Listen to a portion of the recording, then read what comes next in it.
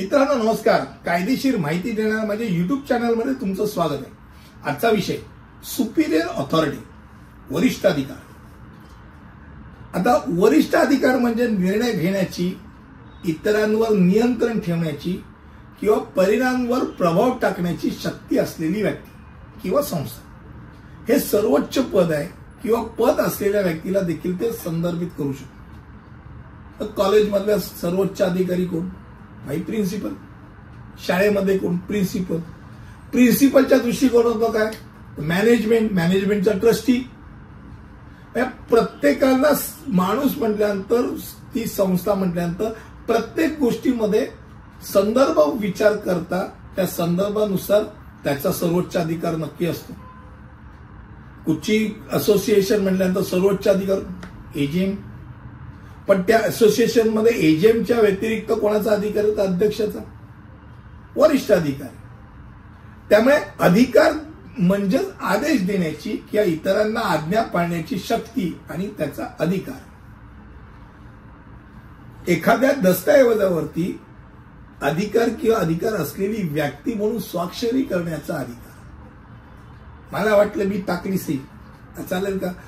शाळेचं school living आहे. शाळेच्या स्कूल लिव्हिंग वरती समजा झेरॉक्स कॉपी, क्लास टीचरनी सही मारली, चला टेस्ट करून दिलं, चालेल का? नाही चालणार. तुला तो अधिकारच नाही. अधिकार कोणाला? प्रिन्सिपल नाही.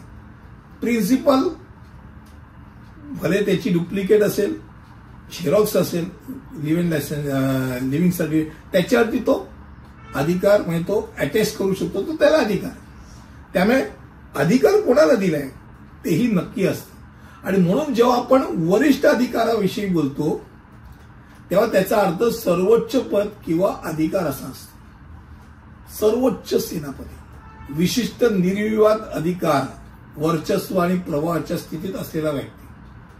आणि त्यामुळे अधिकाराची संकल्पना पदनामावरती आधारित आहे. ते केवळ संघटनेपुरतच मर्यादित राहिल्याने त्याचं संघटना असेल तर कायदेशीररित्या नुसती सत्ता नाही, सत्तापेक्षा अधिक कायदेशीररित्या त्याचं सक्षमता निर्देश करते. समजा मॅनेजर आहे तर बँकेचा मॅनेजर त्या बँकेचा कुठचाही अधिकार घेण्याचा त्याचा सर्वोच्च अधिकार असतो. मी ब्रांच मॅनेजर आहे, बँकेचा आत्ताचा जो काय भाग आहे त्याचा अधिकार मी सांगेन, मी डायरेक्शन देईन. तत्कालीन व्यवस्था काय वर्ण कुठनं त्यांच्या बँकेचा सीईओ असेल ना काय, त्यातनं आदेश येईल. अरे पण आत्ताचा अधिकार कोणाचा? तर त्याचा आहे. मी कॅशियर आहे, बँक मॅनेजर सांगितलं उठ तिकडनं पलीकडे जा, नाही कॅशियर आहे, माझा आज तिथे सही आहे, मी बाहेर जाईन, मग मी आउट करून मी सही करून निघून जाईन कॅश सोपवून, मग मी परत बसीन ना बसीन तो वेगळा भाग. त्यामुळे त्याचा अधिकार त्याकरताचा आहे. तो अधिकार हा नक्की असतो आणि त्यामुळे त्याची जागा, त्याचे स्थान आणि त्यानुसार त्या अधिकार शब्द बदलत असतो. वरिष्ठ अधिकार म्हणजे त्या एरियातला सर्वोच्च अधिकार. भारताचा विचार करत झाला तर सर्वोच्च अधिकार केंद्र सरकारमध्ये सर्वोच्च अधिकार जसं डे टू डे प्रोसेसमध्ये असेल तर पंतप्रधान सर्वोच्च अधिकार आहे.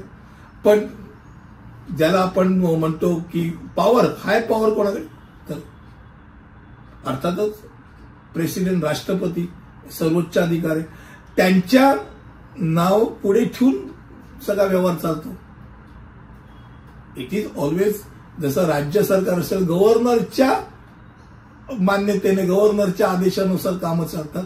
सर्वोच्च अधिकारी म्हणून काम करण्याकरताचा जरी मुख्यमंत्री असला तरी सर्वोच्च अधिकार असं म्हटलं तर राज्यपालाचा, राज्याच्या करता असतो.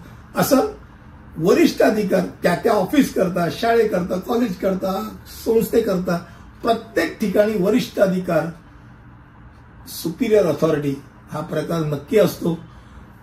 तुझ्यापेक्षा मी सुपिरियर आहे हे कळणं पण गरजेचं असतं.